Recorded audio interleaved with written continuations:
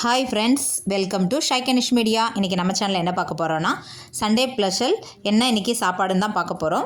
காலைல மார்னிங்க்கு லஞ்சுக்கு எல்லாத்துக்குமே சேர்த்தே ஒரே குழம்பாவே காலையில் ரெடி பண்ணிட்டேன்.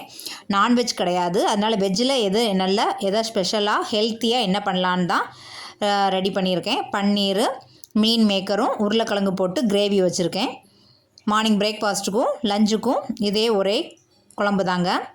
பார்க்கலாம் எப்படி பண்ணலாம் பார்க்கலாம். 2 பாக்கெட் பாலில் வீட்டிலையே இந்த மாதிரி ப்ரிப்பேர் பண்ணி எடுத்துக்கிட்டேன். எப்படி பன்னீர் ரெடி பண்ணுங்கிற வீடியோ இதுக்கு முன்னாடியே போட்டிருக்கேன், நம்ம சேனலில் போய் செக் பண்ணி பார்த்துக்கோங்க. ஒரு 3 வெங்காயம், பெரிய வெங்காயத்தை கட் பண்ணி வச்சுருக்கேன். 3 உருளைக்கிழங்கு, இஞ்சி பூண்டு பேஸ்ட் எடுத்து வச்சுருக்கேன். அப்புறம் இதில் பார்த்திங்கன்னா தேங்காய், அரைமுறி தேங்காய், அப்புறம் கசகசா, கேஷ்நட், இது எல்லாத்தையும் தண்ணியில் ஊற போட்டு வச்சுருக்கேன். மீன் மேக்கர் வேக வச்சு எடுத்திருக்கேன். உருளைக்கிழங்கு கட் பண்ணி வச்சுருக்கேன். 3 தக்காளியை இந்த மாதிரி அரைச்சி எடுத்துருக்கேங்க. எப்படி பண்ணலாம் பார்க்கலாம் வாங்க. இவ்வளோதான். மிக்சியில் போட்டு அரைக்கிறதுக்கு சோம்பு, பட்டை, மராட்டி மூக்கு, தேங்காய், கசகசா, கேஷ்நட் எல்லாம் ஊற போட்டு வச்சுருக்கேன். இப்போ கடாயில் ஒரு 3 ஸ்பூன் போல் ஆயில் ஆட் பண்ணிக்கோங்க. 3 ஸ்பூன் ஆயில் ஆட் பண்ணிக்கிட்டு, ஆயில் கொஞ்சம் கூட ஊட்டினா தான் நல்லாயிருக்கும். சோம்பு, பிரியாணி இலை, மராட்டி மூக்கு, பட்டை எல்லாத்தையும் போட்டு தாளிச்சிக்கலாம். அது கூடவே கருவேப்பிலையும் போட்டுக்கலாம். எடுத்து நம்ம பொடி பொடியாக கட் பண்ணி வச்சுருந்த 3 பெரிய வெங்காயத்தையும் ஆட் பண்ணிக்கோங்க. இது கூடவே உருளைக்கிழங்கையும் ஆட் பண்ணிக்கோங்க. நம்ம குக்கரில் வேக விட போகிறதில்ல, அதனாலேயே வெங்காயத்து கூடயே சேர்த்தே நம்ம உருளைக்கிழங்கையும் வதக்கிக்கிட்டோன்னா உருளைக்கிழங்கு பாதி வெந்துடும். அதனால் வெங்காயத்து கூடயே போட்டு வதக்கி எடுத்துக்கிறேன். நல்லாவே வெங்காயமும் நல்லா வதங்கிறது வரைக்கும் நல்லா வதக்கி எடுத்துக்கலாம். வெங்காயம் வதங்கிறதுக்குள்ளால் நம்ம ஊற வச்சுருந்த தேங்காய் அதெல்லாம் மிக்சியில் போட்டு அரைச்சும் எடுத்து ப்ரிப்பேர் பண்ணி ரெடி பண்ணி வச்சுக்கலாம்.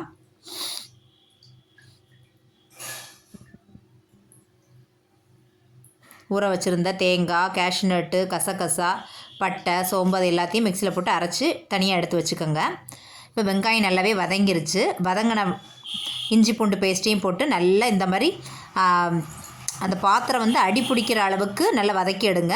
அப்புறம் எக்ஸ்ட்ராவாக ஒரு 1.5 ஸ்பூன் போல் ஆயிலும் ஆட் பண்ணி நல்லா வதக்கி எடுத்துக்கலாம். அப்போ தான் இஞ்சி பூண்டு வாசம் குழம்பு ஃபுல்லாகவே நல்ல ஃப்ளேவர் நல்லாவே கிடைக்கும். அதுக்கு தான். அதுக்கப்புறம் நம்ம வாட்டர் ஆட் பண்ணும்போது நம்ம இது மாதிரி மிக்ஸ் பண்ணி விடும்போது சரியாக வந்துடும். இப்போ நம்ம அரைச்சி வச்சுருந்த 3 தக்காளியும் ஆட் பண்ணிக்கலாம். தக்காளியோட பச்சை வாசனை, இஞ்சி பூண்டு பச்சை வாசனை போகுது வரைக்கும் நல்லா வதக்கி விட்டுக்கோங்க. நல்லா ரெட்டிஷாக வரும், அந்த அளவுக்கு வதக்கி விட்டுக்கலாம். இந்த அளவுக்கு நல்லா ரெட்டிஷாக வரது வரைக்கும் வதக்கி விட்டதுக்கு அப்புறவு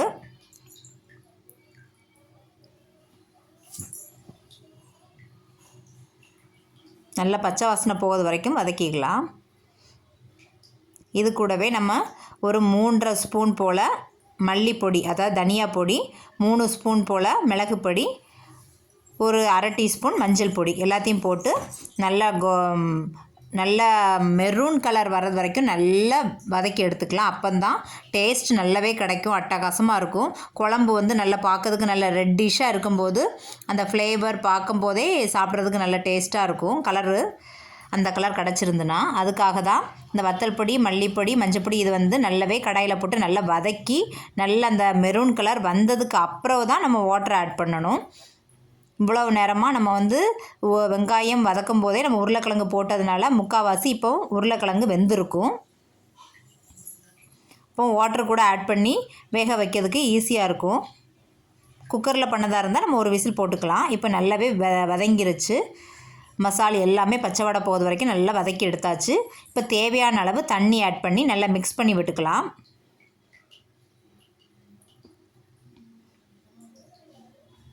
தேவையான அளவு உப்பும் ஆட் பண்ணிக்கோங்க. இந்த மாதிரி இடையில ஒரு ஸ்பூனை ஆப்பை வச்சு இந்த மாதிரி மூடி போட்டு மூடியை வச்சுக்கலாம்.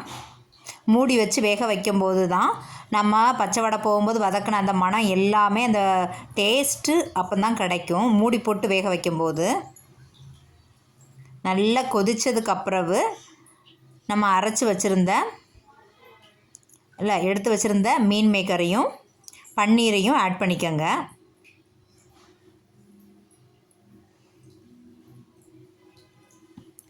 ஆட் பண்ணிவிட்டு நம்ம அரைச்சி வச்சுருந்த தேங்காய், கசகசா, கேஷ்நட்டு, சோம்பு, பட்டை எல்லாம் போட்டு அரைச்சி வச்சுருந்ததை இதோட ஆட் பண்ணிடலாம். நல்லா மிக்ஸ் பண்ணி விட்டுக்கோங்க. தேவையான அளவு உப்பும் போட்டுக்கலாம். மிக்ஸியும் லைட்டாக ஒரு அரை கப்பு போல் தண்ணி விட்டு அதையும் வாஷ் பண்ணி இதோடையே மிக்ஸ் பண்ணிக்கலாம்.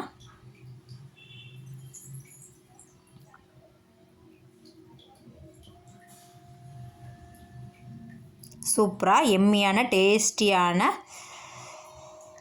பன்னீர் உருளைக்கிழங்கு மீன் மேக்கர் கிரேவி ரெடி ஆயிடுச்சு. இப்போ பன்னீர் உள்ளே போட்டிருக்கறனால லைட்டாக அப்படி கிண்டி கொடுத்தா போதும். தேவையான அளவு உப்பு ஆட் பண்ணிக்கோங்க. மூடி போட்டு நல்லா ஒரு கொதி வர்றது வரைக்கும் வேக வச்சு எடுத்துக்கலாம்.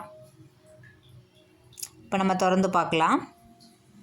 சூப்பராக அட்டகாசமாக எம்மியாக டேஸ்டியான கிரேவி ரெடி ஆயிடுச்சு. கடைசியாக மல்லிக்கீரை தூவி இறக்கிக்கலாம். இன்றைக்கி மார்னிங் பிரேக்ஃபாஸ்ட்டுக்கும் லஞ்சுக்கும் சேம் இதே குழம்பு தான், ஒரே குழம்பு தான். அதனால தான் சேர்த்து நிறையவே போட்டு வச்சுருக்கேன். இது வெயிட் லாஸ் பண்ணக்கூடியவங்க மார்னிங் 2 சப்பாத்தியும் இந்த பன்னீர் உருளைக்கிழங்கு இதெல்லாம் அதிகமாக எடுத்து வச்சு சாப்பிட்டா தேவையான அளவுக்குள்ள ப்ரோட்டீன் எல்லாமே கிடைக்கும். வெயிட் லாஸ் பண்ணவங்களுக்கு ரொம்ப ஈஸியாகவும் இருக்கும். சூப்பராக எம்மியான டேஸ்டியான பன்னீர் உருளைக்கிழங்கு மீன் மேக்கர் கிரேவி எப்படி வைக்கலான்னு இந்த வீடியோவில் பார்த்தோம். இன்றைக்கி மார்னிங் பிரேக்ஃபாஸ்ட் சப்பாத்திக்கு சைட் டிஷ்ஷாக வச்சுருக்கேன். நீங்களும் உங்கள் வீட்டில் ட்ரை பண்ணி பார்த்துட்டு கமெண்டில் சொல்லுங்கள். வீட்டிலேயே ப்ரிப்பேர் பண்ண பன்னீருங்க. டேஸ்ட்டும் அட்டகாசமாக இருக்கும். பாருங்கள் 2 பாக்கெட்டு பாலில் எவ்வளோ பன்னீர் கிடச்சிருக்குன்னு. இந்த வீடியோ உங்களுக்கு ரொம்ப பிடிச்சிருக்குன்னு நினைக்கிறேன். பிடிச்சிருந்தா சப்ஸ்கிரைப் பண்ணுங்கள். பக்கத்தில் கூட பெல் பட்டனை கிளிக் பண்ணுங்கள். உங்கள் ஃப்ரெண்ட்ஸ் அண்ட் ஃபேமிலி சர்க்கிளுக்கு ஷேர் பண்ணுங்கள். பாய், see you, take care. நீங்களும் உங்கள் வீட்டில் மறக்காமல் கண்டிப்பாக ட்ரை பண்ணி பார்த்துட்டு கமெண்டில் சொல்லுங்கள். குயிஸ்லாண்டுக்கு கூப்பிட்டு போகிறேன்.